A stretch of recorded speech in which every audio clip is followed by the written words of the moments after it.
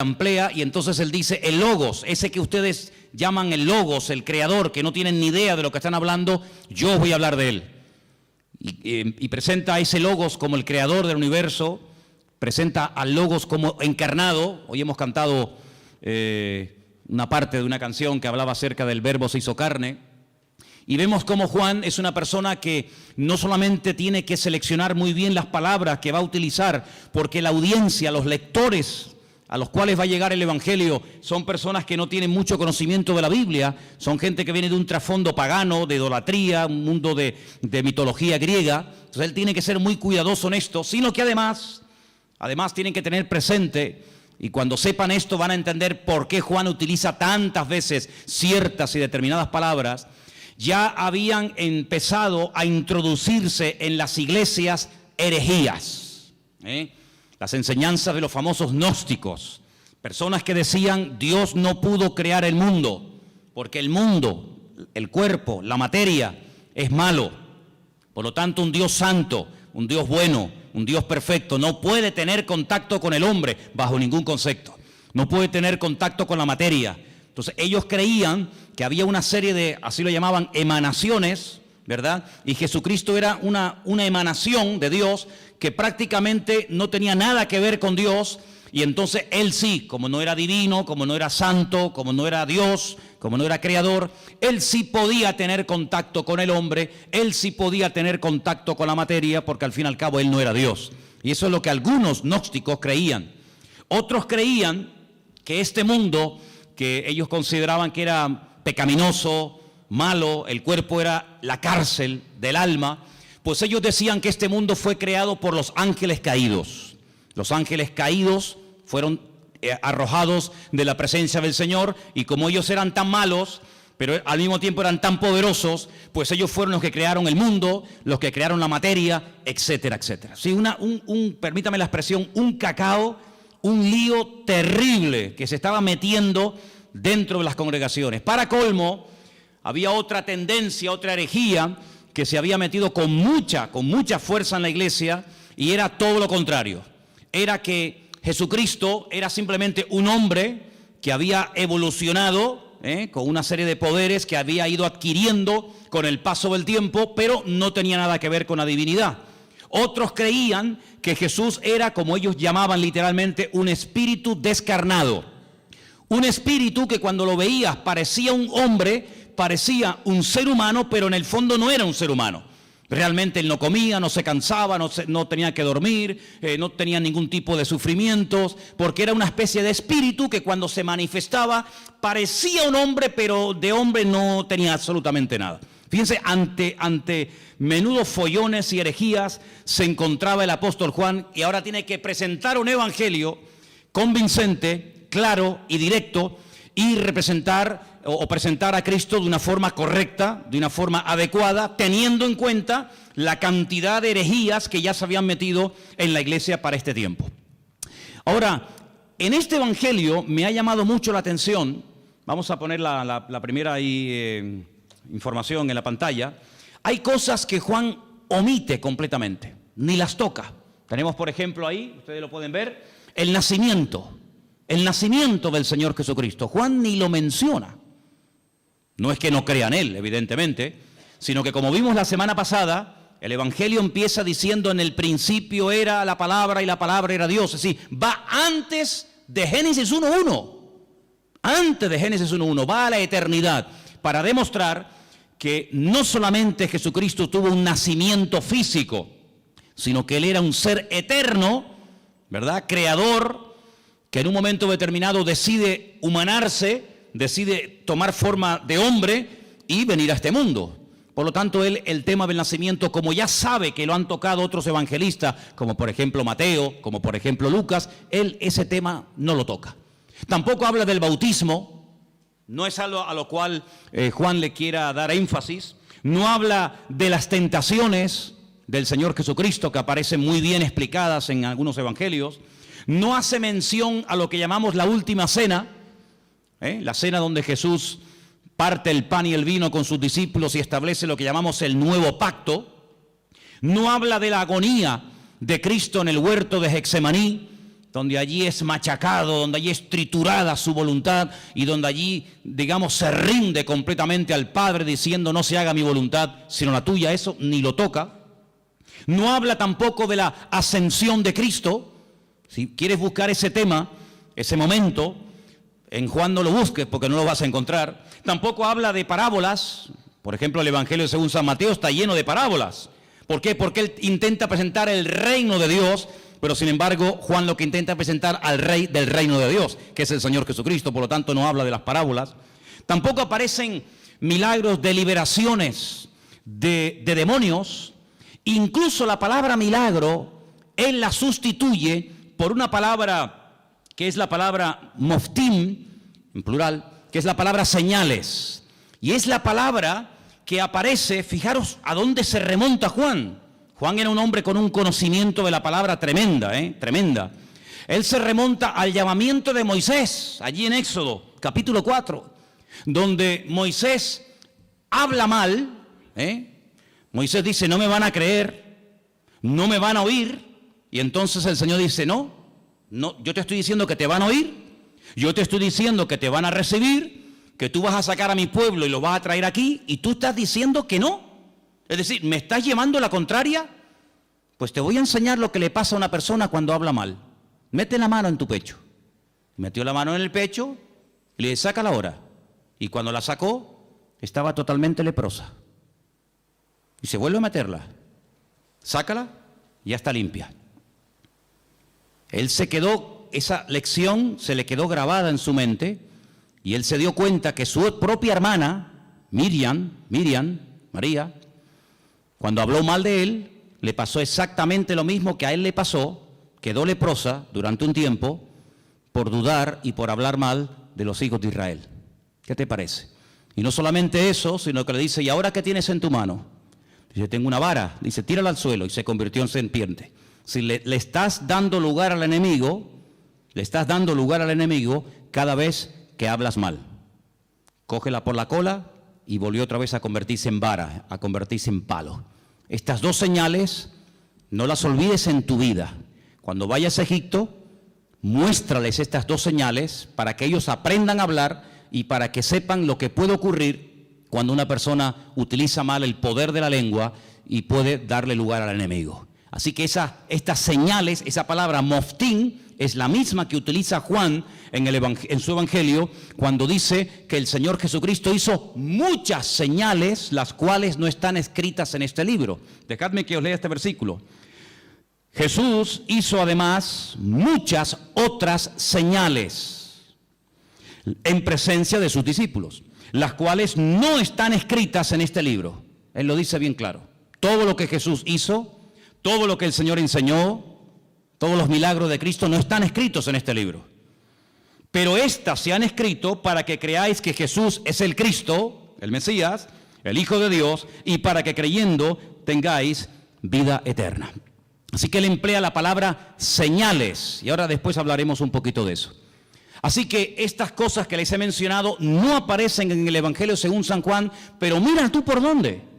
Si Juan no hubiera escrito su Evangelio, todas estas cosas que vamos a ver a continuación, la siguiente por favor, nunca sabríamos absolutamente nada de estas cosas que vamos a mencionar ahora, porque no las menciona ni Mateo, ni Marcos, ni Lucas.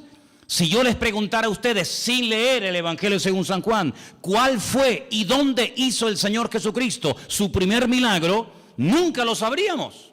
Nunca sabríamos que el primer milagro de Cristo fue en Caná de Galilea, convirtiendo el agua en vino. Porque nadie lo menciona, pero Juan sí. Bendito sea el Señor, porque le reveló y le mostró a Juan dicho milagro, ¿sí o no? Menciona además algo muy interesante, la conversión o la conversación que tuvo en capítulo 2 con Nicodemo. Esa conversación no aparece por ninguna parte en los otros evangelios. Es una conversación interesantísima, allí en Juan capítulo 3. A Juan le gusta mucho las conversaciones de Cristo con otras personas. Por ejemplo, en el 2 está el milagro de las bodas de Caná, en el 3 está la conversación con Nicodemo, en el 4 ¿qué está? La conversación con la mujer samaritana. Si no hubiera sido por Juan, nunca hubiéramos sabido que Jesús se detuvo junto al pozo en Samaria y le habló a una mujer samaritana y allí pues le dijo cosas tremendas y allí él se reveló como quien verdaderamente él era, solamente en Juan. Si no se hubiera escrito el Evangelio según San Juan, nunca habríamos oído de que sanó a un paralítico en el capítulo 5 en el estanque de Betesda, que hacía 38 años que estaba esperando el movimiento del agua. Fíjate tú por dónde, hermano, me quedé sorprendido y es así. Si no hubiera sido por Juan, nunca hubiéramos oído hablar de Lázaro. La resurrección de Lázaro, su amigo en Betania, solamente la encontramos en el capítulo 11 del Evangelio según San Juan. Nunca nos hubiéramos enterado de que el Señor Jesucristo se agachó para lavarle los pies a sus discípulos, porque eso no lo cuenta ningún otro evangelista más que solamente Juan. Nunca hubiéramos recibido o tenido una enseñanza que va, fíjate, desde el capítulo 14 hasta el capítulo 17 del Evangelio según San Juan, hablando acerca del ministerio, de las funciones del Espíritu Santo, el bendito Consolador. Por ejemplo, él dijo, no os pongáis tristes, no os dejaré huérfanos, os conviene que yo me vaya, porque si yo no me fuese, el Consolador no vendría. Pero cuando Él venga, porque yo le voy a rogar al Padre que os envíe otro Consolador para que esté con vosotros para siempre, Él me glorificará a mí. Él os guiará a toda la verdad. Él os hará saber lo que ha de venir. Él tomará de lo mío y os lo hará saber a cada uno de vosotros. Él además convencerá al mundo de justicia, de pecado y de juicio. ¿Qué te parece? Una enseñanza profunda del Espíritu Santo solamente en San Juan. Nunca habríamos oído el comentario despectivo, la crítica que Judas hizo cuando vio a una mujer que derramaba sobre él un vaso de alabastro con el nardo puro, aquel perfume, dice que se llenó toda la casa, y cuando él dice, qué desperdicio tan grande, haber derramado todo este perfume sobre el cuerpo de Jesús, qué desperdicio tan grande, esto vale más de 300 denarios, un año entero de trabajo, total derramado sobre Cristo así, en un momento. Eso aparece en San Juan. Así que es un evangelio que nos da muchísima información, pero es un evangelio diferente. ¿Por qué? No solamente porque cuenta cosas que ningún otro evangelista contó, sino que los demás evangelistas, Mateo, Marcos y Lucas, nos hablan y se centran fundamentalmente en el ministerio de Jesús en el norte del país, en lo que conocemos con el nombre de Galilea. Él se quedó a vivir durante mucho tiempo en Galilea, sobre todo en la ciudad de Capernaum, el pueblo de Naúm, y los evangelios, los 3 primeros, nos cuentan lo que hacía allí, pero sin embargo Juan cambia de escenario y comienza a hablarnos de cosas que Cristo hacía en el sur del país, en Judea y sobre todo también en la ciudad de Jerusalén. Ahora, es interesante porque en el propósito del libro que hemos leído esta tarde, Juan reconoce que todo lo que el Señor Jesucristo hizo, nunca, ningún autor, ni él mismo, podía haberlo escrito. Hay, por ejemplo, un versículo muy interesante en San Juan, os lo leo, capítulo 21, que dice, hay otras muchas cosas que Jesús hizo. Estamos en el 21-25. Las cuales si se hubieran escrito una por una, pienso que ni aún en el mundo cabrían los libros que se habrían de escribir. Por lo tanto, el Evangelio según San Juan es un pequeño resumen, no es una obra completa, una enciclopedia de la vida de Cristo, sino es simplemente un pequeño resumen donde él a propósito toma o escoge 7 señales y las va a presentar. Y nos va a presentar a Cristo de una forma muy completa. Pero una cosa que llama mucho en el Evangelio según San Juan es lo observador y la tremenda memoria que Juan tenía. Hay cosas que se pierden con el tiempo, no nos acordamos de lugares, de nombres, cosas que ocurrieron. Sin embargo, vais a ver que Juan, por ejemplo, yo he hecho una lista de cosas que cuenta Juan que demuestran que tenía una memoria tremenda. Pero aparte de tener una memoria tremenda, era un hombre muy observador. Por ejemplo, él dice que cuando aquel niño dio aquellos panes y aquellos peces para dar de comer a aquella multitud, ¿os acordáis del milagro, sí o no? Él dice en su evangelio, y por cierto es el único que lo dice, que aquellos panes eran panes de cebada. Qué curioso, ¿no? Son panes de cebada. No son panes de trigo, no son panes de maíz, no son arepas, ¿no? Sino son panes de cebada. Qué curioso, ¿no? Después dice, por ejemplo, que cuando el Señor en una de las ocasiones calma la tempestad en el mar de Galilea, habían remado 5 kilómetros. Otros evangelistas dicen, después de haber remado un rato, Juan dice, no, un rato no, remamos 5 kilómetros. Qué curioso, ¿no? Después se da cuenta de que en el primer milagro en las bodas de Caná de Galilea, no solamente dice que Jesús dijo llenar las tinajas hasta arriba, sino dice que había 6 tinajas. No dice, bueno, había tinajas, sino las cuenta, porque si no las cuenta, ¿cómo lo sabe? 1, 2, 3, 4, 5, 6 tinajas había llenas de agua que después se convirtieron en vino. Es el único que menciona, fíjate qué detalle tan curioso, esto es una persona muy observadora, pero no solamente observadora, sino que además si no estás allí, tú no te enteras. Porque les quiero decir que el único que se la jugó y que fue valiente y que estuvo al pie de la cruz hasta que murió fue Juan. Y por eso él dice que hay un momento, mientras él está agonizando en la cruz, hay un momento en el que los soldados comienzan a decir, oye, la túnica que lleva puesta este hombre es buenísima. Es una pena romperla en pedazos y un trozo para ti y otro trozo para ti. ¿Por qué no nos rifamos y echamos suertes? Y dice la Biblia que echaron suertes y a uno le tocó y se la llevó. Eso solamente lo cuenta Juan, que se rifaron la ropa del Señor.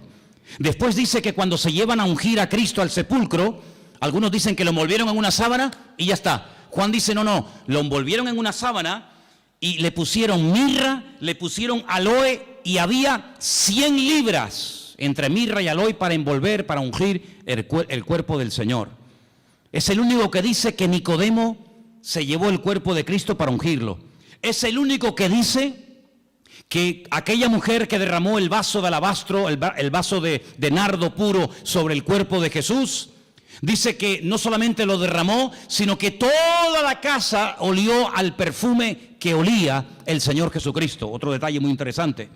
Después, por ejemplo, una de las cosas muy interesantes es que él dice que el templo de Jerusalén se tardó 46 años en ser restaurado y decorado por el rey Herodes, el único que lo dice. Es el único que menciona el detalle, muy interesante por cierto, que en Juan capítulo 4 dice que los samaritanos y los judíos como que no se llevaban entre ellos. Había un pique ahí, ni los samaritanos podían ver a los judíos, ni los judíos a los samaritanos. Son detalles muy significativos de un hombre que se fija mucho. Luego, algo que me ha llamado mucho la atención del Evangelio según San Juan, es que es un hombre que menciona lugares de Jerusalén porque se ve que conoce y se sabe muy bien mover en la ciudad de Jerusalén. Por ejemplo, menciona la puerta de las ovejas, capítulo 5, verso 2. Menciona el estanque de Betesda, capítulo 5. Menciona el otro estanque que hay en la otra punta de la ciudad, el estanque de Siloé, capítulo 9. Menciona una puerta que se llama el pórtico de Salomón, donde años más tarde o tiempo más tarde iría con Pedro, y allí orarían, ¿se acuerdan? Por el paralítico que estaba allí en la puerta del templo. Es el único que menciona el torrente de Cedrón, ese barranco que divide la ciudad del Monte de los Olivos. Él dice que el Calvario, aquel monte, tenía forma de calavera, lo registra también en su libro.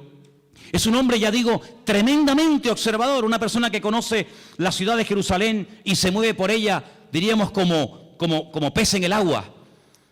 Ahora, en cuanto al tema de las herejías, Juan quería dar una imagen, una visión completa del Señor Jesucristo. Porque en aquellos tiempos estaban, como dije al principio, los que creían que Él no era un hombre, sino una especie de espíritu que se aparecía en forma humana, y estaban aquellos que decían que era tan divino, que no era un hombre. Claro, ¿cómo casar, cómo unir estas dos herejías? Hermanos, a lo largo de la historia, la iglesia, el pueblo de Dios, ha tenido que enfrentarse con un montón de problemas, de todo tipo. Pero algo que el enemigo ha utilizado y seguirá utilizando hasta el final de los tiempos contra nosotros, contra el pueblo de Dios, es tratar de meter sutilmente en las congregaciones lo que llamamos o conocemos con el nombre de herejías. ¿Qué es una herejía? Bueno, vamos a definirlo de la siguiente manera. El diablo sabe perfectamente que cuando uno conoce la verdad, cuando uno tiene un encuentro con él, cuando uno conoce la verdad, pues sabe diferenciar perfectamente lo incorrecto. Ya el ejemplo que hemos puesto en otras ocasiones, Aquel hombre que trabajaba en un banco manejando todo el día divisas, manejando todo tipo de monedas. Antes había más que ahora. Hoy en día con el tema del euro muchas monedas no existen. Pero antes, cuando viajabas por Europa, cada país tenía su moneda y tenías que cambiar franco, tenías que mandar libras, tenías que cambiar pesetas. Bueno, ya eso prácticamente ha desaparecido.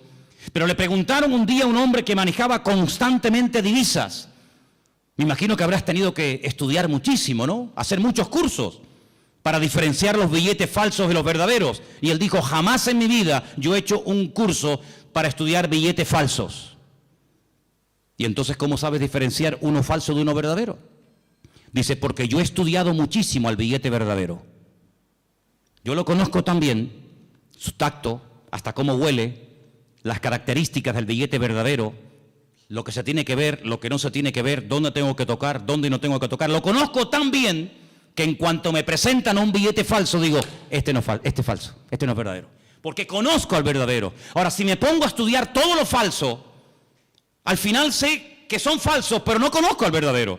Y lamentablemente vemos que hoy en día también hay gente así. Han estado un poco de tiempo en los mormones, un poco de tiempo en los Hare Krishna, un poco de tiempo en los Rosacruces, un poco de tiempo con los testigos de Jehová, un poco de tiempo con los evangelistas, un poco de tiempo con no sé quién. Al final tienen un cacao en la cabeza terrible, conocen tanto a sectas y filosofía, pero no conocen la verdad. Y Jesucristo no es uno más. Lo que Juan hace es presentar la verdad, porque él dice, la verdad os hará libres. Si yo empiezo a rebatir y a discutir y esto, no, con la discusión no llegamos a ninguna parte. Yo lo que voy a hacer es proponerme, seleccionar una serie de señales, presentaros la verdad de la forma más completa y variada y profunda posible, porque cuando lleguéis a conocer la verdad, cuando lleguéis a intimar con la verdad, os vais a dar cuenta de que lo falso ya no tiene ningún atractivo, ya no tiene ninguna tentación para vuestra vida, porque la verdad no solamente os hará libres, sino que la verdad os hará felices. ¿Cuántos dicen amén? Entonces él presenta a Cristo como la verdad y os vais a dar cuenta que la palabra verdad, verdadero, aparece así de veces en el Evangelio según San Juan. No hay una palabra que se repita más en este Evangelio como la palabra verdad o verdadero. Tengo aquí una pequeña lista, no están todos, pero para que veáis. Dice, yo soy el pan verdadero, el pan que descendió del cielo. No dice yo soy el pan. Bueno, podría decirlo, pero añade la palabra, yo soy el pan verdadero. Y entonces dice, el pan que comieron nuestros padres en el desierto, pues todos los que lo comieron murieron. Pero el que coma de mí nunca morirá. Después dice, yo soy la vid. Pero no dice solamente yo soy la vid, sino dice yo soy la vid verdadera. Juan capítulo 15, verso 1. Juan 8, 16 dice yo soy el juez, pero el juez verdadero. El juez que imparte verdaderamente justicia. Y os vais a dar cuenta de que aparece la palabra verdad por todo el Evangelio. Encontramos, por ejemplo, en Juan 14, 6, un versículo que todos conocéis de memoria, ¿sí o no? Sí. A ver, ¿qué dice Juan 14, 6? No, ese es 3:16, ese es el 3:16, el 14:6, 14:6. Yo soy el camino, yo soy la verdad y yo soy la vida. Otra vez la palabra verdad, continuamente la verdad, la verdad, la verdad, la verdad. Qué curioso que un día Pilato se le quedó mirando y le dijo, ¿y qué es la verdad? ¿Qué es la verdad? La verdad no es la iglesia evangélica, ¿sabías eso, no? La verdad no es una secta, una religión. La verdad se llama Jesucristo. La verdad se llama Jesucristo. Y teniendo al Señor, podemos discernir entre la verdad y la mentira. Hay algunas congregaciones donde tal vez enseñan cosas que no son 100% verdad. Por eso el Señor quiere que escudriñemos la verdad, que leamos la Biblia, para que sepamos discernir y sepamos separar lo falso de lo verdadero. El apóstol Pablo le decía a Timoteo, quiero que sepas esto y lo tengas bien presente en tu vida, que dice el Espíritu de Dios que en los últimos tiempos, y lo dice claramente el Espíritu Santo, se meterán dentro de las congregaciones herejías, falsas doctrinas, doctrinas de demonios, que parecerán muy bonitas y muy atractivas. Pero para eso tenemos la palabra, para comprobar en todo momento si lo que en mi iglesia se está predicando es la verdad. Y el día que aquí no se predique la verdad, levántese y váyase, No se quede por amor a mí, no se quede por amor a los niños, no se quede por cariño a la hermana o al hermano tal. No, no, aquí no estamos para vernos las caras, aquí estamos para crecer y conocer y profundizar en la verdad, porque la verdad es la que nos hace libres. Y si se predica la mentira, pues lo lamento mucho, y aquí no quiero estar ni un minuto de mi tiempo, porque la mentira esclaviza, la mentira es un veneno que le abrimos la puerta y va contaminando nuestra vida. Por lo tanto, compruebe siempre, traiga la Biblia a la iglesia, tome apuntes, escuche los mensajes, y si comprueba que algo no ha sido correcto, que le están enseñando mentiras, que le están manipulando la escritura, no haga caso, sea selectivo en esto. Jesucristo vino para darnos la verdad, para abrir nuestros ojos, y la verdad se puede comprobar, no solamente experimentar, se puede comprobar, y la misma Biblia que yo uso para predicar aquí en el púlpito, la tiene usted. Léala, escudriñela, memorízala, y si ve que no coincide con la verdad, aquí tu tiempo se ha terminado, amigo. Estamos en este lugar para crecer en la verdad. ¿Cuántos dicen amén? Ahora, fíjense qué interesante, en el Evangelio según San Juan hay 7 expresiones muy interesantes que las vamos a ver ahora, pero algo que también hace Juan, no solamente nos presenta a Cristo como el eterno, el creador, el todopoderoso, sino que además nos da ejemplos para que nos demos cuenta que a lo mejor puede haber un creyente, escúchenme bien por favor, puede haber un creyente que no lo entienda todo, pero tenemos que tener paciencia con el que no lo puede entender o aceptar todo. Si yo pusiera, vamos a poner un ejemplo, ¿no? Si tuviéramos este salón ahora mismo dividido en dos, tuviéramos este salón dividido en dos, tenemos en el centro, más o menos, ¿no? Tenemos en el centro una especie de cristal, de prisma, y proyectamos un rayo de luz desde ese lado en dirección al prisma.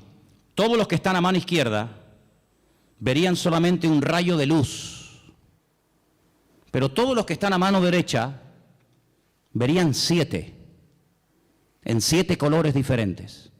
Si yo les pregunto a los de la mano izquierda, ¿ustedes qué están viendo? Y me dicen, un rayo de luz. ¿De qué color? Blanca. ¿Seguro que veis uno solo? Contarlo bien, sí, uno solo. Vosotros, hermanos, ¿qué estáis viendo? Pues estamos viendo 7 rayos de 7 colores diferentes, pero ¿cómo puede ser que unos vean 7 y otros vean 1? ¿Quién está viendo la verdad? Todos. Lo que pasa es que unos están a un lado y otros están a otro lado. Y estos, por estar en un lado, ven más que los que están en otra parte. ¿En qué lado te encuentras de tu relación con el Señor? Hay gente que no ve más allá de lo que ven sus ojos, y por eso se hunden. Por eso se desaniman, porque no ven más allá. Y como le dijo el Señor a Pedro, no pones la mira en los 7 rayos, no pones la mira en las cosas de arriba, sino en las de la tierra. Y claro, cuando uno mira a lo de la tierra se derrumba. Cuando uno mira a lo de la tierra uno se deprime, la fe te la destruye el mundo. Pero cuando tú levantas la mirada, tú ves más allá. Y eso es lo que Juan quiere.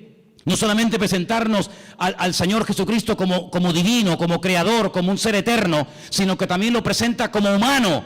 Y fijaros las citas que os voy a dar para los que tomen nota, ¿no? En capítulo 2, verso 15, vemos a Cristo enfadado, con un látigo.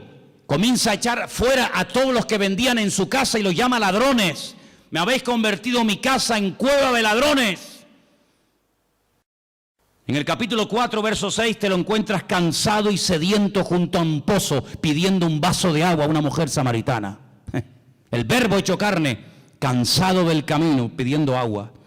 Sus discípulos en el capítulo 4, verso 31, le daban de comer, porque lo notaban que era la hora de comer y él no había comido. En el capítulo 11, prácticamente todo el capítulo te lo encuentras llorando, quebrantado, emocionado, identificándose con el dolor de haber perdido a un amigo, a un ser querido. En el capítulo 1 y en el capítulo 8, verso 58, te lo encuentras en su preexistencia, Te lo encuentras que Él sabe perfectamente lo que tiene la persona. Por eso Cristo no es un hombre que hace muchas preguntas. Ponte un día a hacer un estudio, te animo a que lo hagas. Empieza a buscar en la Biblia cuántas preguntas Cristo hacía. Generalmente muy pocas. Y la pregunta es ¿por qué? ¿Por qué Jesús no preguntaba cosas a la gente? Porque Él tiene todas las respuestas. porque Él sabe todas las respuestas. Nosotros para saber ciertas cosas tenemos que preguntar, ¿y cómo fue? ¿Y dónde no fue? ¿Y quién estaba? ¿Y quién no estaba? ¿Y estabas tú? ¿No estabas tú? ¿Y fue arriba? ¿Fue abajo? ¿Era de noche? ¿Era de día? Tenemos que hacer muchas preguntas. Él no hace apenas preguntas, porque Él tiene todas las respuestas.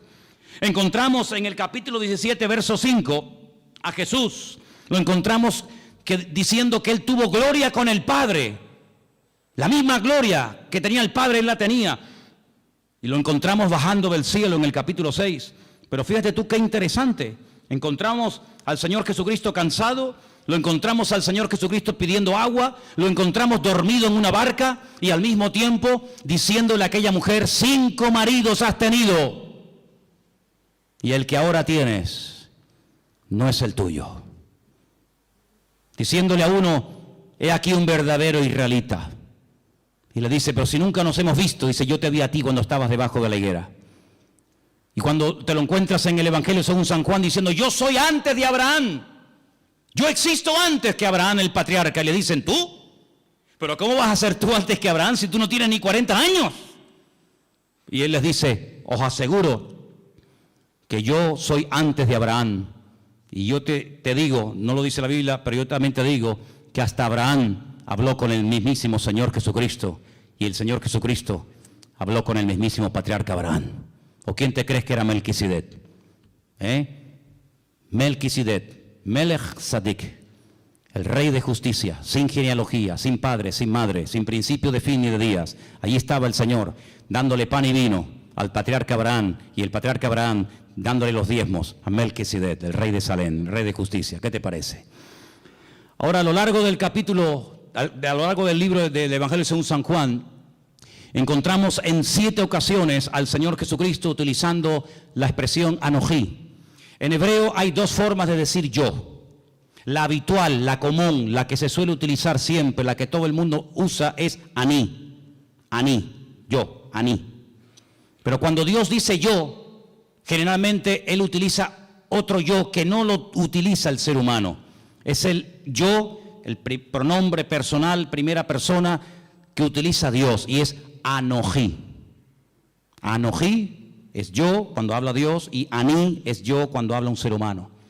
En el Evangelio según San Juan encontramos 7 Anojí. Juan 6:48, Anojí lejen Jaim, yo soy el pan de vida, el pan verdadero. Anojí or haolam, Juan 8:12, yo soy la luz del mundo. Encontramos al Señor diciendo, yo soy la puerta de las ovejas, Juan 10:7. Encontramos en Juan 10:11 diciendo, yo soy el buen pastor. Lo encontramos en Juan 11:25 diciendo, yo soy la resurrección y la vida. Lo encontramos en Juan 14:6 diciendo, yo soy el camino, la verdad y la vida. Y lo encontramos en el 15:1 diciendo, yo soy la vid verdadera. Y todas las veces que dice eso, dice Anojí, Anojí, Anojí. Por eso la gente se quedaba diciendo, ¿pero este qué está diciendo? Hoy en esta iglesia ha habido algo impresionante que a mí me ha impactado muchísimo. Y es que se ha cantado y se ha pronunciado el verdadero nombre de Dios. El nombre que habéis pronunciado esta tarde en esa canción, que después la vamos a cantar al final, otra vez más, es el verdadero nombre de Dios. Y ese nombre tiene que ver con la existencia, tiene que ver con la existencia misma. Nadie le ha dado existencia a Él le da existencia a todas las cosas. Pero hay algo muy interesante en el Evangelio según San Juan, y es que nuevamente aparecen 7 ventanas. Fíjate qué interesante, se llaman señales. Yo llamo a 7 ventanas a través de las cuales puede ver más allá. Porque algo que tenemos que tener presente, y Juan lo hace de una forma muy sutil, pero muy bien presentada, es que cuando te habla de un milagro, cuando te habla de algo que hace el Señor, Él te deja como en puntos suspensivos para que tú pienses y veas que no solamente es un milagro, algo que ocurre en un momento puntual del tiempo, sino que es una señal, es una forma de indicarte que detrás de ese milagro hay una manifestación de la gloria de Dios. De hecho, hay momentos en los que el Señor Jesucristo dice que los milagros que hacía no los hacía tanto por la compasión o porque le daba pena al pobrecito paralítico o el pobrecito ciego, sino que la palabra que se emplea en el Evangelio según San Juan detrás de cada señal o milagro es: esto fue hecho, esto se realizó para la gloria de Dios. Porque un milagro no es algo que solamente suple la necesidad en el momento de una persona. Una persona está leprosa, ¿qué quiere? Pues que se sane de la lepra. Una persona está poseída por demonios, ¿qué es lo que quiere? Ser libre de esta atadura espiritual. Una persona no ve y Jesús, ¿qué quieres que te haga? Pues quiero ver, o no puedo caminar, levántate y camina. Sino que el Señor va más allá de la necesidad temporal de la persona. Esto lo hago para la gloria de Dios. Cuando lo dicen los discípulos en Juan capítulo 9, ¿y este hombre que no tiene ni ojos, que están huecas las cuencas, no tiene el globo ocular, este hombre, esto es algo terrible. Esto no es normal que una persona nazca con las cuencas de los ojos vacías. El padre tuvo que cometer un pecado terrible, ¿no?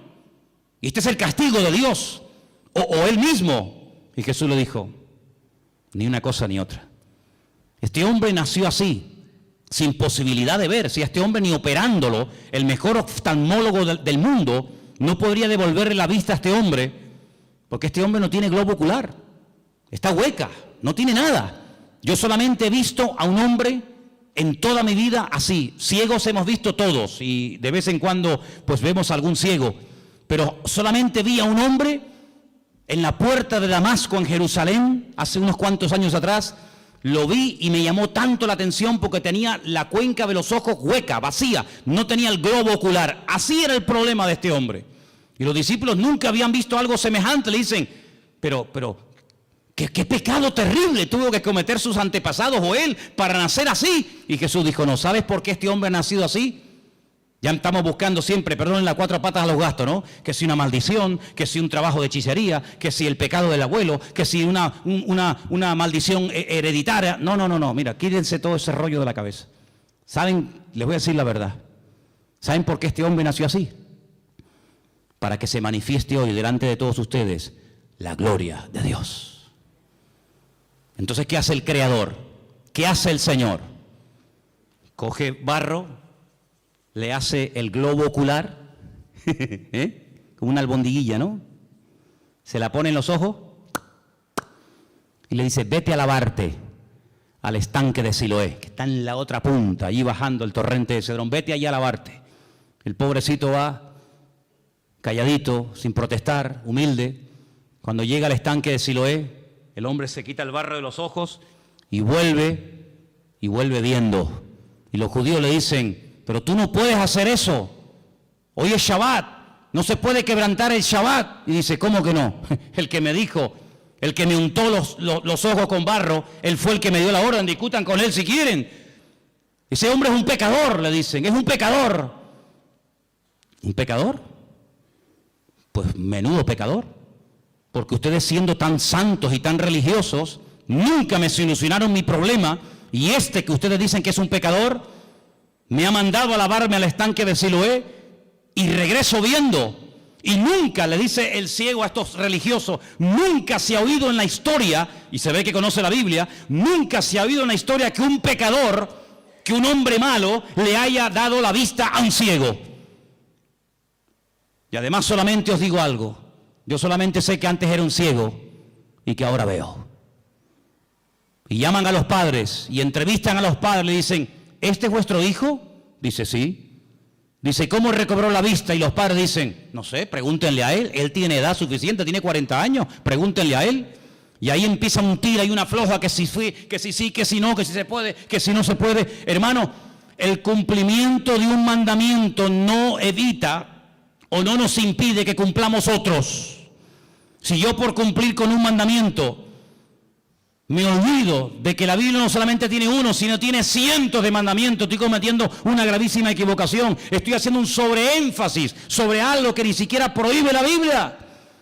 Y este hombre al final, con un humor tremendo, le dice: ¿será que me estáis preguntando tantas cosas porque también ustedes se quieren convertir en discípulos de él? Y le dicen: nosotros no tenemos necesidad de convertirnos ni ser discípulos de nadie. Y lo echaron de la sinagoga, dice la Biblia. Lo echaron. Claro, cada vez que lo veían en el culto, amigo, era un testimonio. Y Jesús se lo encuentra al día siguiente, le dice, ¿qué te pasó? Y le dice que me echaron de la sinagoga, no me dejan congregarme, se enfadaron contigo. Y le dice Jesús, ¿tú crees en el Hijo del Hombre? ¿Tú crees en el Mesías? Dice, ¿y quién es ese? Dice, yo, el que estoy hablando contigo. Dice, claro, Señor, ¿cómo no voy a creer en ti? Increíble, ¿eh? Todo esto lo cuenta San Juan. Si no fuera por este hombre, si no fuera por este evangelio, nos hubiéramos perdido cosas tremendas. Pero sobre todo algo que me llama la atención, que yo creo que Juan lo hizo a propósito. Lo dejó para el final, y quiero que lo leamos en esta tarde, es el capítulo 21, donde se produce algo que ni Mateo, ni Marcos, ni Lucas jamás contaron. Yo no sé si les dio vergüenza o por respeto, no lo sé, pero nunca fueron capaces de tocar este tema. Pero otra vez encontramos una característica típica del Evangelio según San Juan, y son las conversaciones que tiene con distintas personas. Lo vimos hablando con la samaritana, lo vimos hablando con Nicodemo, y ahora vamos a ver a Jesús en el capítulo 21, casi al final del libro, hablando con un discípulo. Capítulo 21, Jesús se aparece a sus discípulos. Qué interesante.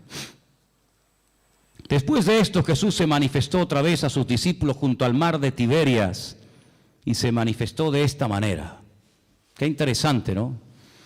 Estaban juntos, cuenten, Simón Pedro, Tomás el Didimo. ¿Qué significa el Didimo? ¿O el Dídimo? ¿Qué significa? Significa el gemelo. Tomás era hermano gemelo de otro. Natanael, el que era de Caná de Galilea, los hijos de Zebedeo, hijos, hablan plural, ¿quiénes eran? Juan y Santiago, y otros dos de sus discípulos. Simón Pedro les dijo, voy a pescar. Ellos le dijeron, vamos también nosotros contigo. Fueron y entraron en una barca, y aquella noche no pescaron nada, nada. Toda la noche, para arriba, para abajo, echa la red aquí, echa la red, nada. Cuando ya iba amaneciendo, fíjate tú, amaneciendo ya, se presentó Jesús en la playa, mas los discípulos no sabían que era Jesús. Estaban cansados, estaban reventados, toda la noche pescando. Además, cuando tú estás pescando, los que habéis ido alguna vez a pescar, cuando uno está pescando, las horas se te pasan volando, disfrutas que no veas. Pero cuando estás hecha y no pican, es aburridísimo, estás hasta de mal humor. Les dijo Jesús, hijitos, ¿tenéis algo de comer? Ellos le respondieron, no, no tenían ni para comer. Increíble. Jesús les dijo, echad la red a la derecha de la barca y hallaréis. Entonces la echaron y ya no la podían sacar por la gran cantidad de peces. Qué milagro, ¿eh? Así, en segundos, lo que no hicieron en toda la noche. Verso 7. Entonces aquel discípulo a quien Jesús amaba, le dijo a Pedro, es el Señor. Es el Señor, esto solamente pasa por la mano de Dios. Es el Señor. Simón Pedro, cuando oyó que era el Señor, se ciñó la ropa, porque se había despojado de ella, se echó al mar y se echó a nadar hasta la orilla. Y otros de sus discípulos vinieron con la barca arrastrando la red de peces, pues no distaban de tierra sino como unos 200 codos. Y al descender a tierra, vieron brasas puestas y un pez encima de ellas y pan. ¿Se han preguntado alguna vez, ¿y de dónde sacó el Señor este pez? No tenía red, no tenía caña. El Señor no necesita nada de esto. Seguramente le habrá dicho a uno, para el fuego. Y hace, no hay problema. Jesús le dijo, traed de los peces que acabáis de pescar. Y fíjate qué curioso, otra vez lo que dije al principio, qué observador es este hombre. Otro hubiese dicho, había un montón de peces, Manolo, un montón, pero fíjate lo que dice Juan. Subió Simón Pedro y sacó la red a tierra llena de grandes peces, y podía haber puesto el punto y ya está. Pero Juan dice, no, la red estaba llena, y Juan los tuvo que contar, hermanos. Tuvo que fijarse, porque si no, o esto es una mentira, o de dónde sacó este dato. Es que él estaba allí, y él dice, la red estaba llena, pero había 153, y aún siendo tantos, la red no se rompió. Recuerda que el versículo 11 dice, grandes peces. Grandes peces, 153. Bueno, ¿y por qué no fueron 205, 89, 34? ¿Por qué 153? ¿Y por qué lo dice? ¿Será que esto es una forma de rellenar un texto? Siempre hemos dicho y hemos enseñado que en la Biblia no sobra nada. Amén, hermanos. Todo tiene una razón, todo tiene una explicación. El idioma hebreo es alfanumérico. Las letras son números, los números son letras. Juan hace así y dice 153. Juan es judío, Juan no es canario, no es alemán, no es latinoamericano. Juan es judío. Juan ve letras y al momento ve números. Ve números y ve letras, es la mentalidad, está en el chip del cerebro del judío. El judío hace así y ve una palabra y sabe cuánto suma la palabra, porque cada letra es un número y cada número es una letra. Y él en San Juan, en el libro del Apocalipsis, no me voy del tema, pero solamente un ejemplo. En el libro del Apocalipsis, él dice, cuidado hermanos, aquí hay sabiduría, el que lee, entienda. Os voy a dar un dato en clave, pero ustedes que saben lo que estoy diciendo me van a entender. Cuando venga el anticristo, cuando venga ese hombre perverso, su nombre o el número de su nombre es 666, 666. Claro, hay muchos nombres que coinciden. Por ejemplo, otro día cuando les comentaba el tema, cuando decide Shehen ben Hamor, Siquén hijo de Amor, suma 666, curiosamente. Pero Juan es un hombre, como buen judío, que conoce el tema de las letras y de los números. Y él te está dando el valor numérico del nombre de ese político de los últimos tiempos. Pero ahora, volviendo a Juan 21, te dice 153. Y al momento él sabe lo que significa 153. Claro, el que no sabe esto, vos dices, bueno, pues 153. No, espérate. Anoji Elohim. Si pusiéramos aquí en una pizarra la palabra Anoji Elohim, yo soy Dios, suma 153. Es decir, esta es la firma, amigo. Cuando ves un cuadro, dices, qué hermoso. A ver, Picasso. ¿Quién hizo este cuadro? Goya. ¿Quién produjo este milagro? Así, en segundos, lo que no pudimos hacer en toda la noche. 153. ¿Quién hizo esto? Anoji Elohim. Yo soy Dios, yo soy el Todopoderoso. ¿Cuántos dicen amén? No se te pone el cuerpo. Mi madre, ay Señor. Les dijo, venid, coman. Ya saben quién ha hecho esto. Aní Elohim. Elohim. Le dice a sus discípulos, o sus discípulos no se atrevían a preguntarle, ¿y tú quién eres? ¿Tú quién eres? ¿Se acuerdan que una vez en la barca, cuando calmó el viento y la tempestad, se empezaron a preguntar unos a otros y dice, ¿quién es este? ¿Quién es? Porque habla muy bien, ora de maravilla, sana enfermos, pero ya calmar un mar en tempestad, eso es algo que nos vuelve locos. ¿Quién es este?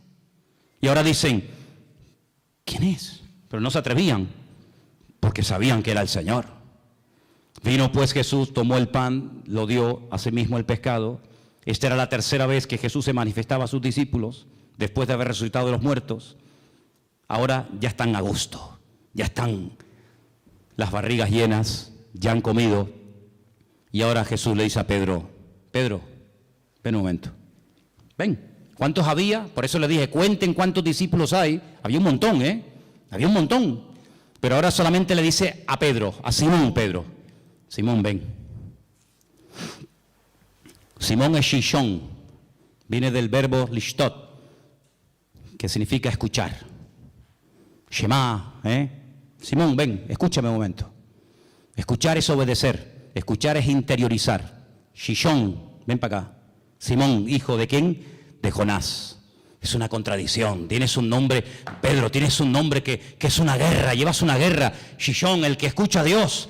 Y Jonás, el profeta rebelde. ¿Cómo puede ser que por un lado oiga y por otro lado seas un rebelde? Ven para acá, Pedro, esto no puede ser así. Hay un divorcio, hay una falta de equilibrio en tu vida. Y le dice, Simón, hijo de Jonás, ¿tú me amas más que estos? Y le dice, sí, Señor, sí. ¿Tú sabes que te amo? Y le dice, apacienta mis corderos. Ahora, el Evangelio según San Juan nos llegó a nosotros escrito en griego. En el griego hay 3 palabras para definir la palabra amor: ágape, eros y fileo. En el texto griego se aprecia lo que en español, no sé en alemán, pero en español no se aprecia. En español es me amas y me amas. Y la respuesta es tú sabes que te amo, tú sabes que te amo, tú sabes que te amo. No notas ahí un juego de palabras, pero aquí hay mucho más que eso. Jesús le dice: Simón Pedro, ¿tú me agapeas? Y Simón Pedro le responde: sí, Señor, yo te fileo. No, yo no te estoy preguntando eso. Yo te estoy preguntando si tú me agapeas, si tú me amas a mí como yo te amo a ti. Con ese amor perfecto, ese amor de Dios. Y Pedro le dice: sí, Señor, tú sabes que yo te fileo, tú sabes que yo te amo como un amigo. Pero es que yo no te estoy preguntando si tú quieres ser mi amigo. Yo no te estoy preguntando si yo te caigo bien.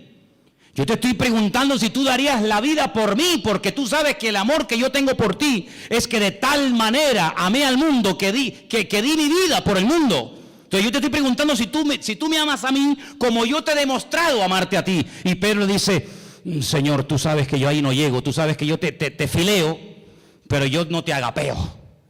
Y entonces al final, cuando el Señor ya se lo pregunta 3 veces, y Pedro capta la idea, y Pedro se da cuenta por dónde van los tiros, le dice en versículo 17, Pedro se entristeció. ¿Por qué? Porque Pedro reconoció que no podía llegar al nivel que el Señor le está pidiendo. Entonces, ¿qué le confiesa? Tú lo sabes todo.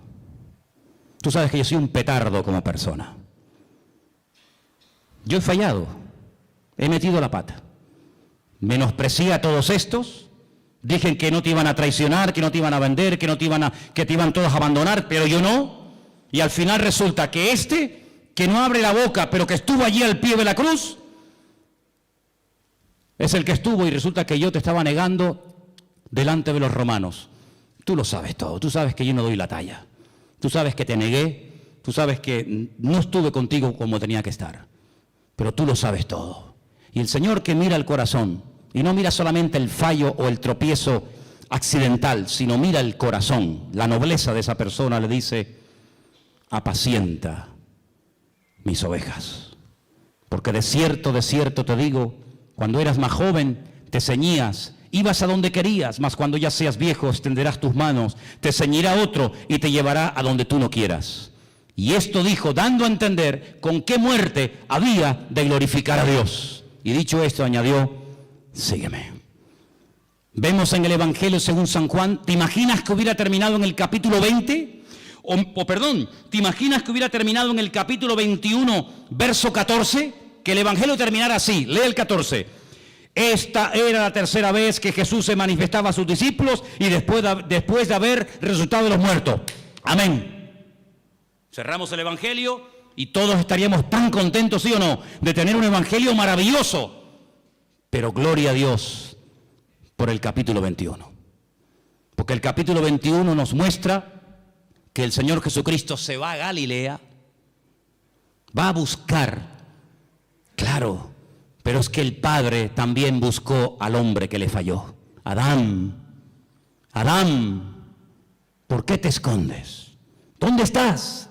Y ahora el Hijo, buscando a Pedro, llamándolo, como llamaba el Señor, el Padre, el Creador, el universo, llamaba al primer hombre. Ahora es el Hijo, ¿verdad?, buscando a Pedro para restaurarlo, para darle otra oportunidad, para ponerlo otra vez en primera línea, para decirle: apacienta mis corderos, y además te voy a dar un premio increíble, Pedro.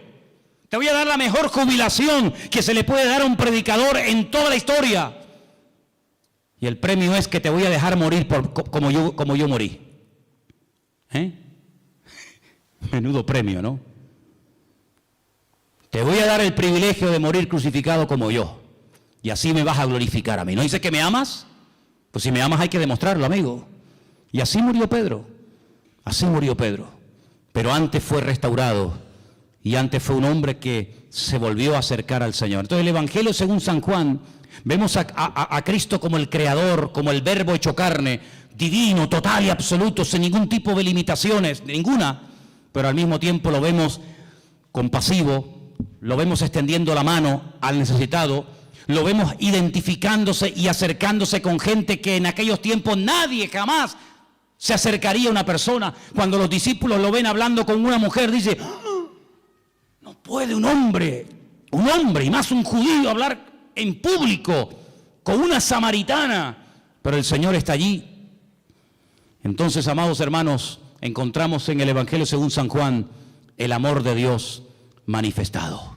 Y si esto fuera poco, cuando Juan hace así, te dice, ahora te voy a decir cómo es el Señor. Juan capítulo 2, convierte el agua en vino, en buen vino, el Señor de la calidad. Juan capítulo 4, lo vemos al Señor sanando, vete a tu casa, tu criado está sanado, el Señor del espacio. Lo vemos en el capítulo 5, ¿cuánto tiempo llevas ahí? 38 años, levántate y anda, el Señor del tiempo. Juan capítulo 6, multiplicando los panes y los peces, lo poco hace mucho, el Señor de la cantidad. En el 2 era la calidad, en el 6 es la calidad. En el 6 lo vemos al Señor calmando la tempestad, el Señor por encima de la creación no lo domina, la creación se somete al Creador, a Él, al Eterno. En el capítulo 9, ¿quién pecó? Este o su padre, la mala suerte, la desdicha. No, este milagro es para la gloria del Señor. Capítulo 9, el Señor de la gloria. Y el examen final, capítulo 11, déjalo como está, ya huele. 4 días lleva ahí dentro, no mueva, deja las cosas como están.